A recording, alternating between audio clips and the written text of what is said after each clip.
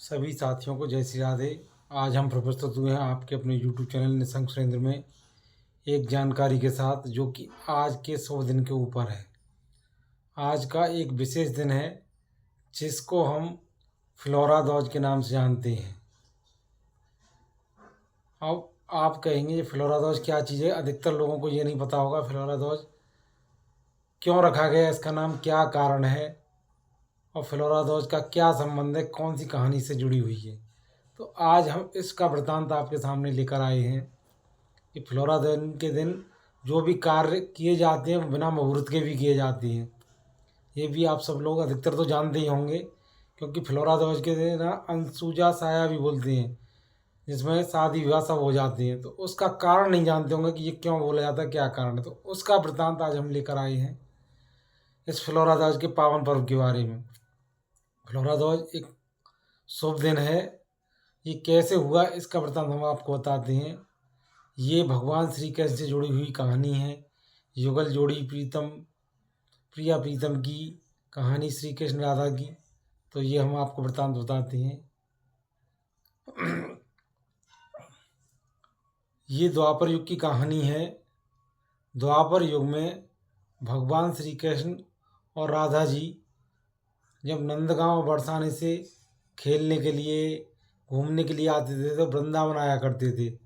वृंदावन में ही रासलीला वगैरह की हैं उन्होंने, ये तो सब लोग जानते ही हैं। तो जब इस कहानी के दो वृत्तांत आते हैं। सर्वप्रथम होली से पूर्व इस समय बसंत ऋतु का आगमन होता है। बसंत ऋतु रहती है, खेत खलिहानों में हरियाली छाई रहती है, पेड़ों में चमक रहती है।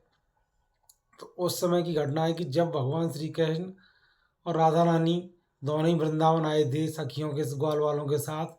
तो राधा रानी अपनी सखियों के साथ बैठी हुई थी और भगवान श्री कृष्ण वृंदावन के वनों में घूम रहे थे।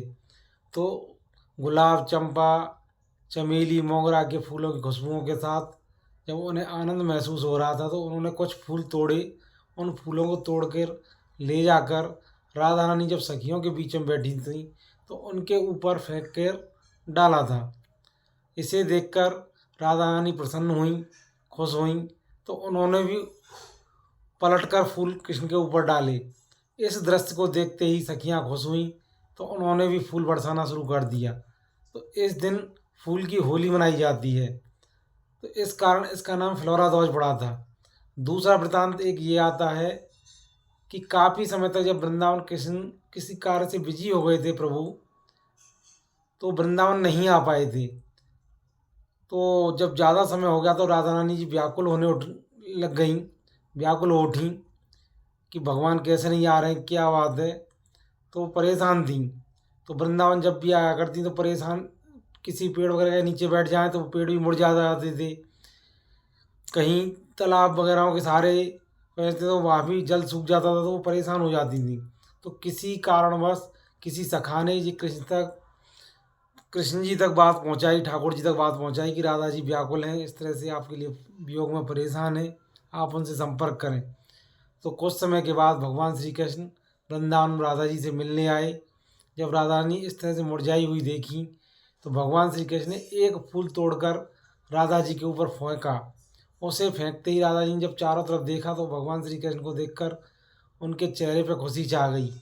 उस खुशी को छाते ही ग्वाल वालों ने, सखियों ने खुशी मनाई और जो भी वृंदावन में फूल लगे हुए थे, तरह तरह के सुगंधित फूल, उनको सबों को तोड़ा, इकट्ठा किया और एक दूसरे के साथ फूल मार खेलना शुरू कर दिया, जिस दिन से फूल की होली का प्रारंभ हुआ। तो आज के दिन ब्रज के अंदर फूल की होली मनाई जाती है, जिसको हम फ्लोरा दौज के नाम से भी जानते हैं। ये फ्लोरा दौज दौज शुक्ल पक्ष की दौज तिथि के दिन मनाया जाता है, जो कि दौज तिथि कल बुधवार शाम को लगभग 5 बजे करीब प्रारंभ हुई है और जो आज 19 फरवरी 2026 दिन गुरुवार शाम 4 बजे तक है। तो सूर्य उदय के अनुसार उदया तिथि में हम इस फ्लोरा दौज का पर्व आज मना रहे हैं। इस दिन से भगवान श्री कृष्ण और राधा जी के प्रेम की कहानी के कारण ये अवजूत मुहूर्त में माना जाता है फ्लोरा दौज। तो इस दिन कोई भी शुभ कार्य हम बिना मुहूर्त के कर सकते हैं, जैसे गृह प्रवेश है, शादी विवाह है, कोई पूजा पाठ संबंध कोई कार्य विधि का कार्य है तो बिना मुहूर्त के दिन आज के दिन शुभ माना जाता है। इसी वृत्तांत से ये फ्लोरा ध्वज का वर्णन जुड़ा हुआ है। आपको ये हमारी जानकारी कैसी लगी, इसके लिए हमारे यूट्यूब चैनल निशंक सुरेंद्र को सब्सक्राइब करें, शेयर करें, कमेंट करें और हमारा उत्साहवर्धन करते रहें। जय जय श्री राधे।